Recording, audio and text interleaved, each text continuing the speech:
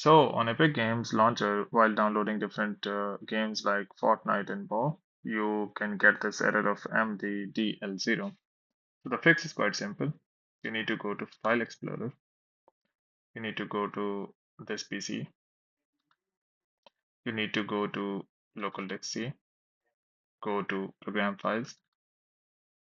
Now you need to go to Epic Games. So search for Epic Games. Open it. Go to Launcher.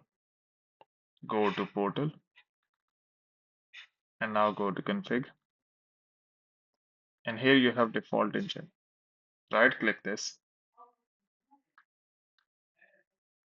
and open with Notepad.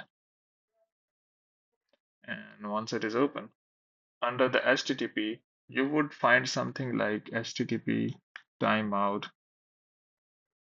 uh, timeout is equal to something like 30, something like this. I've already removed this, so you also need to remove this timeout thing. So once you have removed it, just go and close it, close it. Now restart your computer and download the game again. It would work perfectly fine. I hope this video helped you, but before you go, please like the video.